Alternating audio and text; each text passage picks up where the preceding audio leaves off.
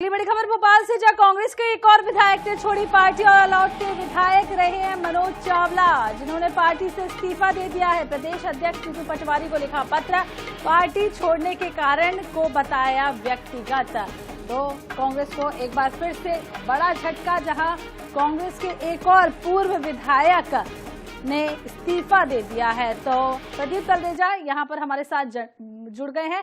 प्रदीप, कांग्रेस को झटके पर झटके लग रहे हैं। जिस तरीके से हम देख रहे हैं, हर रोज कोई ना कोई कांग्रेस का कार्यकर्ता, पूर्व विधायक, नेता सभी आपको पहुंचे और भारतीय जनता पार्टी की सदस्यता ग्रहण कर ली है। क्या कुछ पूरी जानकारी?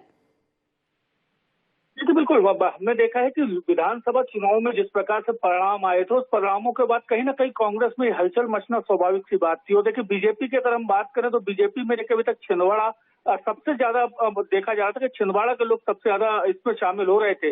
लेकिन अब धीरे धीरे विंध्य के बाद अब रतलाम में भी सेंधमारी हो गई है। देखिए, रतलाम जिले के जो आलोट विधानसभा क्षेत्र के पूर्व विधायक है मनोज चावला, आज उन्होंने अपनी पार्टी से इस्तीफा दे दिया। उन्होंने जीतू पटवारी को पत्र लिखा है। उस पत्र के माध्यम से उन्होंने ये कहा है कि अपने व्यक्तिगत कारणों के चलते जो है वो इस्तीफा दे रहे हैं। देखिए, भगदड़ जरूर कांग्रेस में मची हुई है, लेकिन दूसरी सबसे बड़ी बात ये है कि खुद उन्होंने जब रतलाम दौरे पर आज मुख्यमंत्री हैं, उन्होंने रतलाम में मुख्यमंत्री डॉक्टर मोहन यादव के हाथों से सदस्यता जो है ग्रहण की है। तो माना जा सकता है कि लोकसभा चुनाव के पहले एक बार फिर से बड़ा झटका कहीं ना कहीं जो है वो कांग्रेस को लगा है। और निश्चित तौर पर जिस प्रकार से मनोज चावला ने जो दामन छोड़ा है, उससे कहीं ना कहीं काफी चीजें देखने में आएंगी।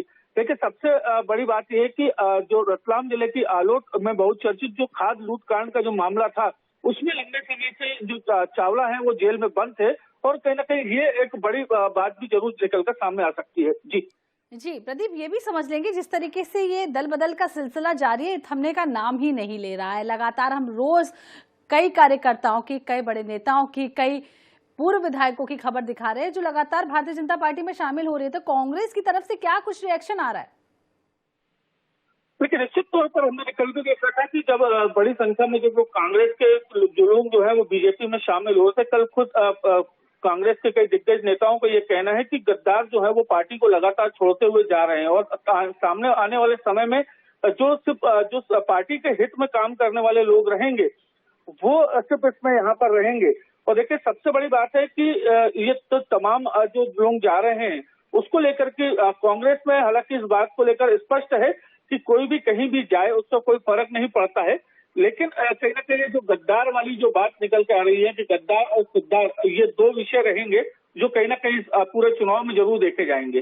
जी प्रदीप, लिस्ट बहुत लंबी है। 17,000 से ज्यादा कांग्रेस के नेता भारतीय जनता पार्टी में शामिल हो चुके हैं, कार्यकर्ता, नेता।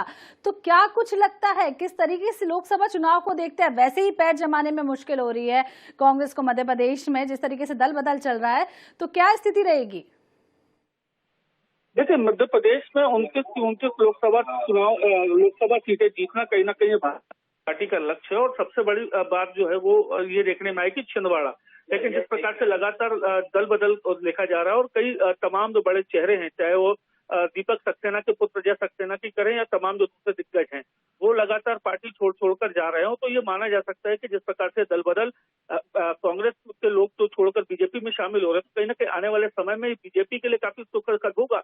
लेकिन कहीं ना कहीं कांग्रेस के लिए भी ये स्थिति जो है वो काफी दुखदायी जरूर देखने में आएगी, क्योंकि धीरे धीरे पार्टी के कार्यकर्ता कम हो जा रहे हैं। तो ऐसे में बूथ पर कहीं ना कहीं जो कांग्रेस का जो फोकस है, जो मंडलम सेक्टर पर फोकस है, उस पर कहीं ना कहीं कमी जो है वो जरूर देखने में आएगी। क्योंकि बड़ा सवाल ये है कि केवल नए कार्यकर्ता ही नहीं जो 10 साल से या 15 साल से कांग्रेस से जुड़े हुए हैं, 50 साल से जो कार्यकर्ता नेता जुड़े हुए हैं वो भी कांग्रेस जोड़ रहे हैं। दीपक सक्सेना की बात करें, 50 साल से लंबा समय उन्होंने कांग्रेस पार्टी में दिया और इस उम्र में जाकर उन्होंने अपना दल बदल लिया।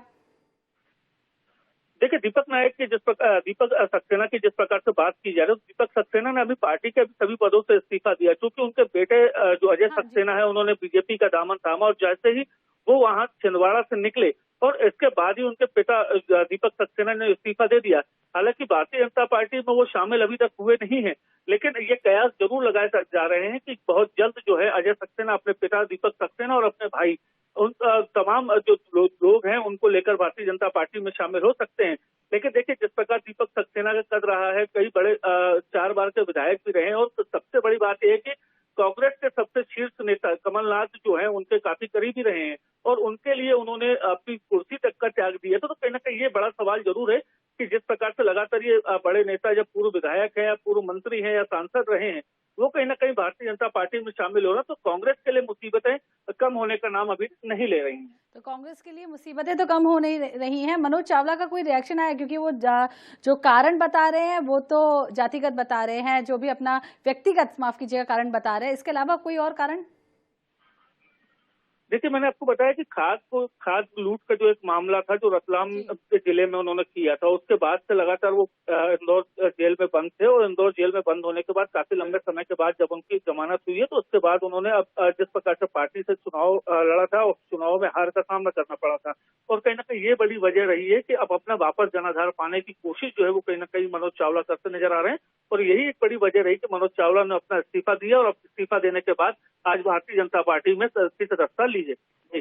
जी प्रदीप, बहुत बहुत शुक्रिया आपका तमाम जानकारी साझा करने के लिए। तो कांग्रेस को एक बार फिर से बड़ा झटका, लगातार कांग्रेस दम तोड़ती हुई अब मध्य प्रदेश में नजर आ रही है। हालांकि चुनाव होने में अब चंद दिन बचे हैं, लेकिन चुनाव से पहले ही जिस तरीके से कांग्रेस के कार्यकर्ता, नेता, पूर्व विधायक, सभी लोग भारतीय जनता पार्टी का दामन थाम रहे हैं, कहीं ना कहीं कांग्रेस की हालत अब पस्ता होते हुए दिखाई दे रही है।